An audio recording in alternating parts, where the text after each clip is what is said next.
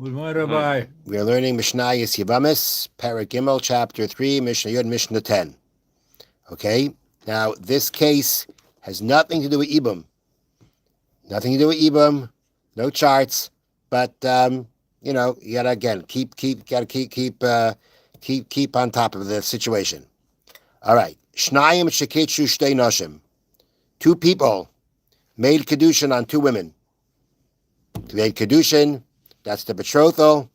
At this point, they are man and wife, but they cannot live together until she goes to the chuppah. Okay? So you have two men make Kedushin on two women. These two women are not sisters. Nothing to do with sisters. Two men and two women. Now, listen to this case. Ubishas k'nitasan l'chuppah, and when they were being taken to the chuppah, hechalifu eshalzeh lo'azeh v'eshalzeh lo'azeh. They sent down the wrong one. They switched this one's wife for this one's wife, and that one's wife for that one's wife. So here in this example, they bring down on the bottom here, for example, the two chuppahs were being held at the same time. And the brides were each led to their own chuppah. That's your story. That's your case, right? The same chasana hall, right? Two chuppahs happening at the same time in the same area. But the chassan and kala didn't see themselves so much beforehand, and there's a veil, right? They haven't seen each other too much beforehand, and they bring the wrong one they bring the wrong one down to each one. That means each one now is doing chuppah and taking home with him somebody else's wife, because once somebody makes kedushin on a woman, it's his wife, and anybody who cohabits with her is committing adultery.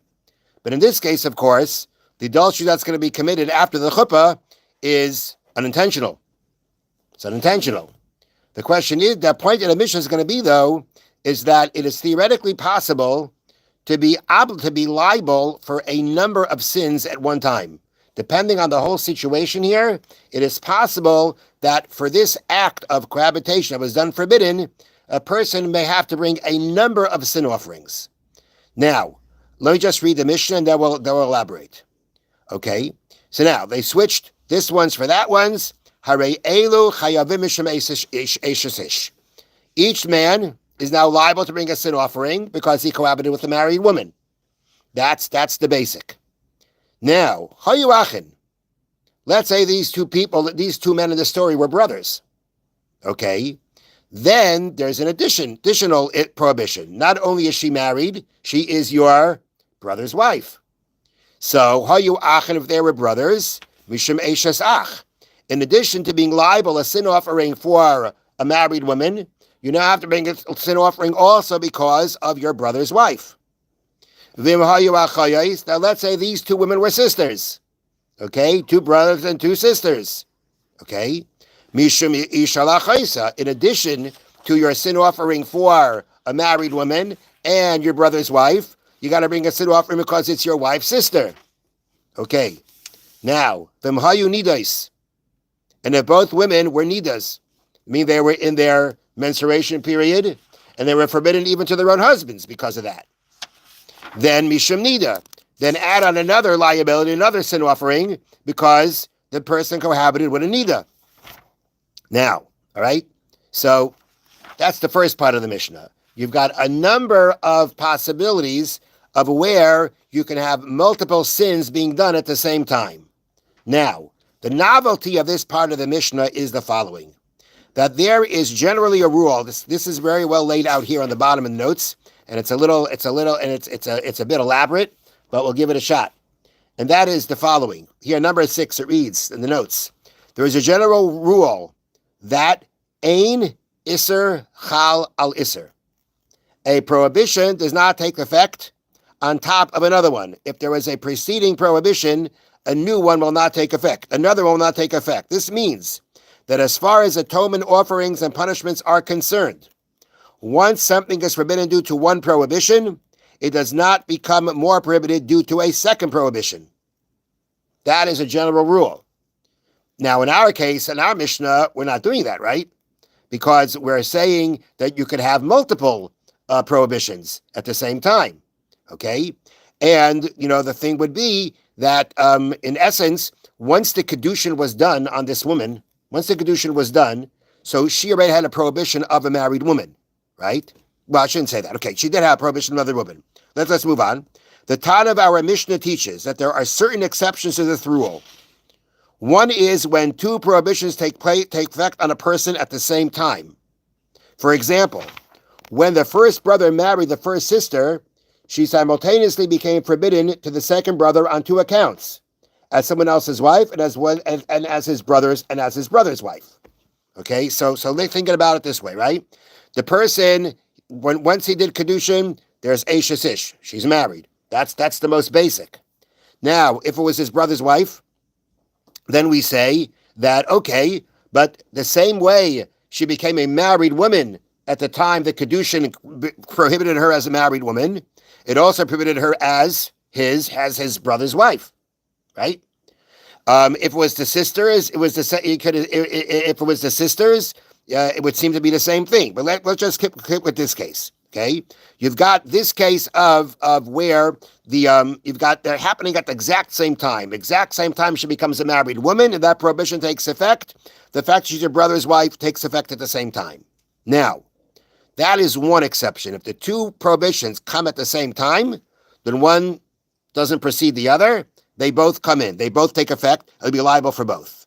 Now, a second exception is known as Isser Kailal, a more inclusive prohibition, where the second prohibition prohibits more things than the first one did. For example, when a man marries a woman, she becomes forbidden to his brother, right? When the second brother then marries her sister, okay, we got to keep track here, okay? Now I got to keep track. I got to make sure I keep track. All right, for example, when a man marries a woman, she becomes forbidden to his brother, right? Now, when the second brother then marries her sister,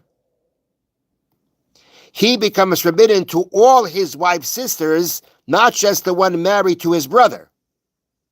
Since the wife's sister prohibition takes hold on all the sisters that are not married, it also takes hold on the sister who is married to the first brother, even though she's already forbidden. Meaning, make the case like this, right? You have a situation where, like he says, a man makes kedushin on a woman. Okay? So now, this man's brother is forbidden on this woman because she's married, and it's his brother's wife. They both came at the same time. They both take effect. Okay? So right now, the brother is forbidden on this woman for two reasons. Married, his brother's wife. Okay? Is he forbidden to any of her sisters? Her sisters. The other brother who was now forbidden to this woman, to his sister-in-law. His sister-in-law has sisters. Is he forbidden to any of those sisters? Her sisters? No. He's not married to anybody yet. Okay? Now, what happens when that brother now marries the sister of his brother's wife? Didn't happen at the same time, it happened later. Okay, it happened afterwards. She already had on her this woman, Rachel. She already was a married woman. She already was his brother's wife. And now, when the other brother married Rachel's sister, she became his wife's sister. Now you may say, wait a minute, but that's coming after the other prohibitions, right? The other prohibitions were there first. So we should say one prohibition doesn't take effect on another. The answer is no. Here's another exception. Why? Because in this case, when the second brother married his sister-in-law's sister, all the other sisters now became forbidden as his wife's sister. Meaning the sisters who aren't involved, right? They're not involved in the story. They're just home. They're home, doing whatever they do. At the end of the day, when he married a woman, all her sisters become forbidden. But these are additional sisters who became forbidden, right? It's not just his brother's wife who became forbidden as his wife's sister. All the other woman's sisters became forbidden. So being that the prohibition brings in new people to become forbidden, it also takes effect on the woman who was already forbidden to him. And there we will say the prohibition takes effect on another prohibition. Now, you ready for the next one? Here's the next part. Now, you have another exception called Isser Moisif, which means they translate it here as a more extensive prohibition.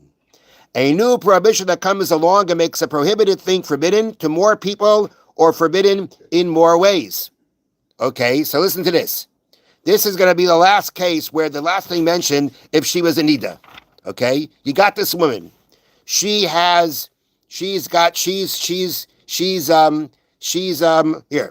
For example, when the first brother married his wife, she became forbidden to all other men as a married woman, right? When she then became a nida, when she now menstruated, she became forbidden even to her husband.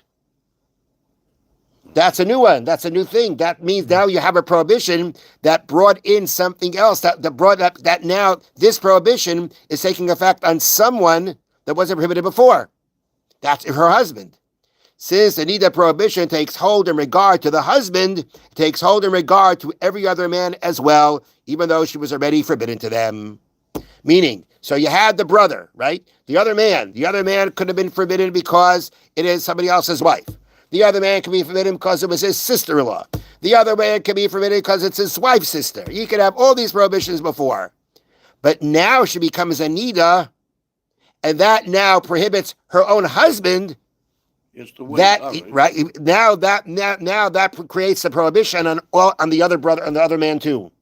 So that if he cohabits with her, like in this case, accidentally, he needs to bring a sin offering for a nida. So the point is that you can have these multiple prohibitions taking effect, even though typically the rule is one prohibition does not take effect upon another. Now, the Mishnah continues. Each woman, now, this was accidental, right? She accidentally committed adultery. If a woman commits adultery on purpose, intentionally, she's forbidden to her husband. Unintentionally, she's not forbidden to her husband, unless her husband's a Chaim. If her husband's a Chaim, even unintentionally, she's forbidden to him. But here, we're not talking about Kohanim, all right? These women will be able to go back to their husbands. It was a mistake. It was an accident. But you know what? They have to stay separate from their husbands for 3 months. Why? Because in case she became pregnant from this act of adultery, the child is a mamzer. Whether it was accidental or unintentional, that doesn't make a difference. A child born from a woman, from another man, is a mamzer. So now, if she became pregnant from this mistaken cohabitation, the child's a mamzer. In order to make sure that we now, if we let her go back to her husband right away, she's going to cohabit with her husband, right? She's going to become pregnant, and we're not going to know. When did she become pregnant from? The wrongful cohabitation or the rightful one? We're not going to know. So therefore, we have to say 3 months, she has to stay away from her husband. So that after 3 months, we'll see she's pregnant, and we'll know the child is a mamzer. And if she's not pregnant, she's back to her husband and fine. If we're talking about minors, a girl under 12, who are not fit to become pregnant or too young to become pregnant, they can go back right away. Because there's no concern about that she became pregnant. Now, if let's say these women were daughters of a Kohen, the halacha is, if a Kohen's daughter marries a non-Kohen, when she was single and living in her father's house, she is allowed to eat truma, her father's truma. When she marries a non-Kohen, she cannot eat truma from her father. If she becomes a widow from this non-Kohen and she had no children from him, she can now go back to her father's home and eat truma. However, if in the meantime she actually cohabited in a forbidden way, she becomes halala. She becomes desecrated from the kahuna. And therefore, if these women were the daughters of a Kohen, nifsalu minat truma, they are invalidated from truma. Because again, when it comes to kahuna, even an unintentional cohabitation will defile. And therefore, she cannot, and even if she goes back to her father's house, because her husband died and there's no children, she cannot eat truma because of this, even though unintentional act of adultery that happened. Okay, let's just finish up with the Chofetz Chaim here. Now, Asher, here we go. Next. It is forbidden to accept lashon hara from the Torah. Whether lashon hara being told is about a sin committed between man, about a man against he committed a sin between man and Hashem, between man and a fellow Jew. Dahainu, what does it mean not to accept? We are not allowed to believe that what you are hearing is true. Because through that, the person who has been spoken about becomes disgrace in our eyes. And even if he doesn't explicitly agree, meaning the other person tells you something about someone, right? You just listen. You don't show any kind of agreement. You just listen. But you accept it. That's Kabbalah's Lashon Hara. That's Lashon Hara. And even if you don't show the person you agree, because if it comes out that you actually show him, like he tells you something to Lashon Hara, and you nod your head, yeah. So now, besides accepting Lashon Hara, you're speaking Lashon Hara too, because you're saying also, even if you don't say it, you're expressing also that what's being said about this person derogatorily is true. You have also now committed speaking Lashon Hara. So not only have you accepted Lashon Hara, you have spoken Lashon Hara also. Have a wonderful day. Thank you, everybody.